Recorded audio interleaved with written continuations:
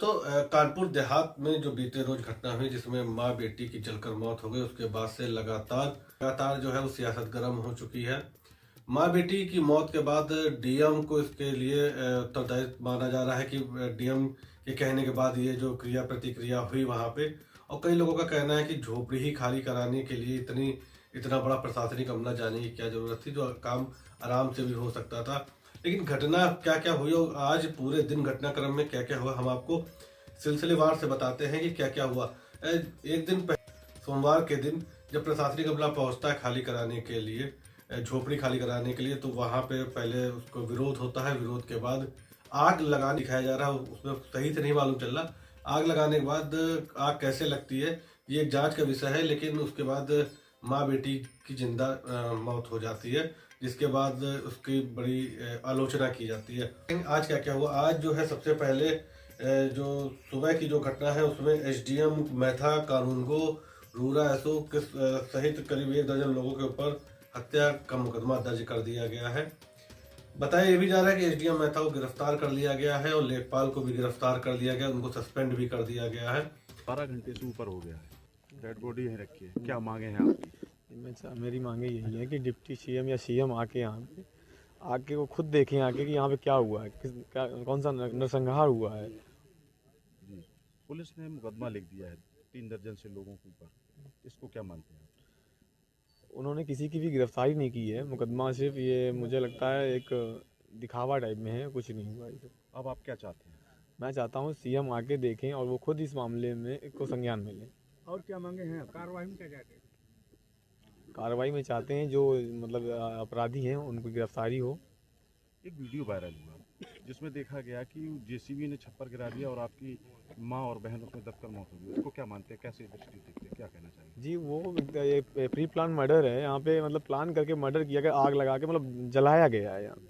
उसमें हम और अपने पिताजी ये 2 लोग बाहर निकल आए हैं, तो पिताजी को गंभीर चोटें भी आई हैं, मुझे भी आई हैं, मुझे हल्की फुल्की आई, लेकिन उन्हें ज़्यादा आई है। जिलाधिकारी मौके पर नहीं है? जिलाधिकारी तो देखने भी नहीं आई यहाँ क्या हुआ कैसे हुआ, कुछ हुआ। क्या कारण लग रहा है आपको? वो खुद इस षड्यंत्र में साजिश में शामिल हैं, इसलिए वो यहाँ नहीं आई।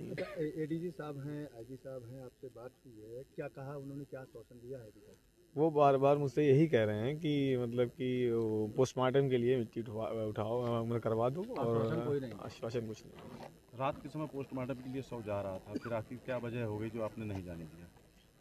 मुझे लगा कि वो जो एक डीएम का जो वीडियो था वो वायरल हुआ है कि मतलब हम लोगों ने आत्महत्या की हुई है, तो मुझे लगा कि मुझे ही और मुझे पे कुछ मुकदमे लेखपाल के या मेरे ऊपर खुद लगाए गए हैं। तो इस चक्कर में मैंने सोचा कि ये मुझे ही इसमें फंसाना चाहते हैं। इससे पहले भी मुझे फंसाया गया हुआ था, मुकदमे भी मेरे ऊपर लगा दिए गए थे, और इस जगह का मेरा वाद भी दाखिल था कोर्ट में, जिसको मैंने बताया भी, लेकिन उसका कुछ भी नहीं। सर, राज्य मंत्री आई थी आपके पास प्रशासन, क्या आश्वासन दिया? क्या लगता है सीएम योगी को लाने में सक्षम है? जी उन्होंने कहा कि सीएम से मुलाकात कराएंगे, बाकी उनकी बात मतलब कुछ भी संतुष्ट नहीं उनकी बातों से। सियासत गर्माती गई और अमिताभ बाजपेयी जो कि विधायक है आर नगर कानपुर से, वो मिलने जो पीड़ित परिवारजन उससे मिलने के लिए जब जाने लगे तो उनको कानपुर में ही रोक दिया गया, जिसके बाद उन्होंने धरना प्रदर्शन किया। क्यों रोक दिया हमको? नहीं, आपको यही तो रुकना है, बातचीत तो यही कर लीजिए ना। बातचीत हम तो देखिए बातचीत यहीं कर लीजिए। हम खाली हमारे पार्टी से निर्देश आया है, हम लोग जाते पीड़ित परिवार से मिलना चाहते हैं, अपनी मांगे बताना चाहते हैं, तो हमको तो आप अच्छा खासा लेके जा रहे थे, घर से लेके आके अच्छे घर से आए तो आगे ले चलिए, क्यों रोक रहे हैं? हम लोग को बातचीत करना और कुछ नहीं। वो रोक क्यों रहे हैं? आपको ले चलने के लिए हम लोग जख्मों में मरहम रखने जा रहे हैं, जख्म को गहरा नहीं करना। और यहाँ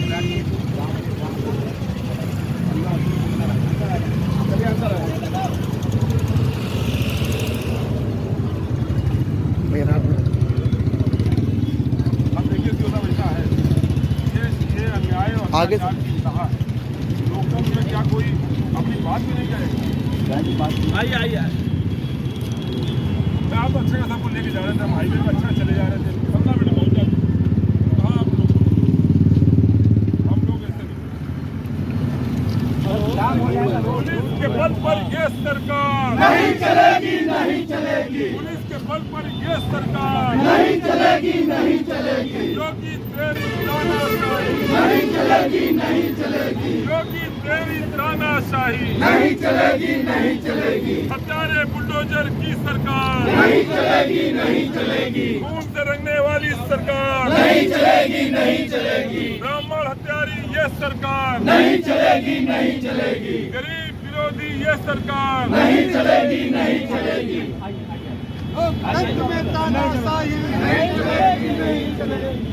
अरे यार योगी पापा डरता है, पुलिस को आगे करता है। योगी पापा डरता है, पुलिस को आगे करता है। पुलिस के बल पर ये तो ऐसे बुला ले। जब इसको और घटनाक्रम बढ़ा तो कमिश्नर राजशेखर, मंडलायुक्त राजशेखर ने पूरा कमान अपने हाथ में लिया और उसके बाद उन्होंने इसको किसी तरीके से मैनेज जो करने, परिवार जो है वो लगातार इस बात पे अड़ी हुई है कि दाह संस्कार तभी होगा जब डिप्टी सीएम या सीएम कोई वहां पे आएगा। इसके बाद मंडलायुक्त राजशेखर ने डिप्टी सीएम ब्रजेश पाठक से उनकी बात कराई। सर हमारे साथ हम इस गांव में हैं सर, और हमारे साथ परिवार के जो है जो बेटे हैं शिवम है और दूसरा छोटा बेटा अंश है सर, और शिवम के पत्नी जी भी है, बच्चे भी है सर। मैं शिवम को मैं दे रहा हूं सर, शिवम आप बात करेंगे सर। हेलो, हाँ शिवम, ये घटना बहुत दुखी करने वाली है। हम एकदम बहुत ही ज्यादा हम दुखी हैं। हम पूरी तरह से तुम्हारे साथ हैं। जब से हमने सुना है तब से लगातार हम कार्रवाई करने के लिए काम कर रहे हैं। सारे जो जिम्मेदार लोग हैं उन पर FIR दर्ज हो गई है 302 की। हम कड़ी कार्रवाई करें, किसी को नहीं बख्शेंगे। तो हमारे परिवार के सदस्य हो, ये लड़ाई हमारी है। हम तुम्हारे साथ खड़े हैं, पूरी सरकार तुम्हारे साथ खड़ी है। ठीक, घबराना एकदम नहीं।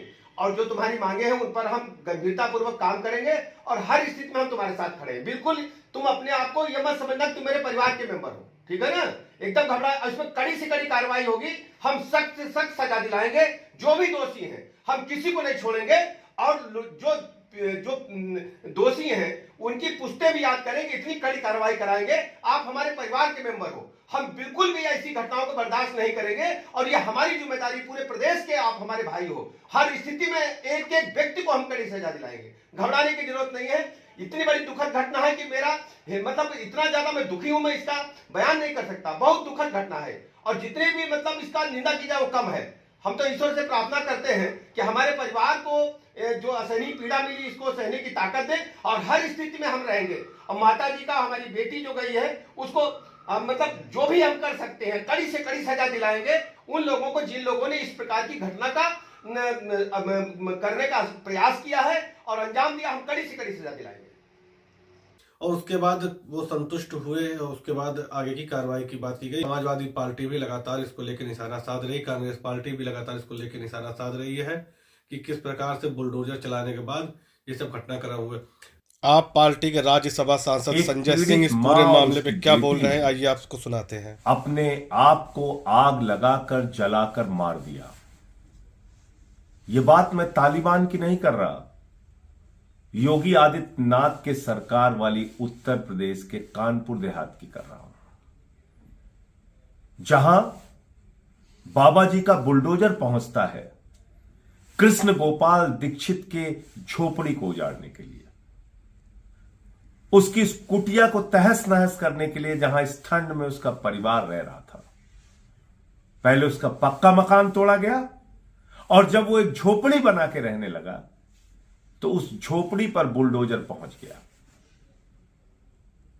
कई बार हम लोग बुलडोजर की राजनीति से बहुत खुश होते हैं, लेकिन यह हृदय विदारक घटना हमारे पूरे समाज के ऊपर और हमारी व्यवस्था के ऊपर एक कलंक है, काला धब्बा है।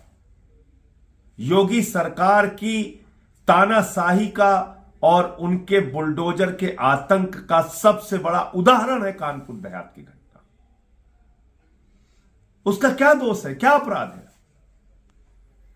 आज करोड़ों अरबों खरबों की संपत्ति बड़े बड़े पूंजीपतियों ने कब्जा कर रखी है, लेकिन जातीय विद्वेष से भरा हुआ उत्तर प्रदेश का शासन कृष्ण गोपाल दीक्षित की झोपड़ी पर बुलडोजर चलाने के लिए पहुंच जाता है। और जब वो परिवार बेबस होता है, कोई रास्ता नहीं बचता, तो प्रमिला दीक्षित कृष्ण गोपाल की पत्नी, उसकी बेटी नेहा दीक्षित, दोनों ने अपने शरीर पर तेल छिड़ककर आग लगा लिया और उस झोपड़ी के साथ जलकर खाक हो गई। उन दोनों की जान चली गई। कृष्ण गोपाल अभी भी अधमरा अधजला अस्पताल में है। ये हम सब के लिए पीड़ादायक, दुखी करने वाली और जैसा मैंने कहा, योगी सरकार की तानाशाही की एक घटना है। आम आदमी पार्टी इस घटना की भर्त्सना करती है, निंदा करती है, उस परिवार के लिए न्याय की मांग करती है और जो लोग भी इसमें शामिल हैं उन पर हत्या का मुकदमा दर्ज करना चाहिए, क्योंकि ये प्रशासन द्वारा, योगी सरकार द्वारा प्रायोजित हत्या है। यह कोई आत्मदाह की घटना नहीं है। उस परिवार को मजबूर किया गया, उसको मारा गया। बुलडोजर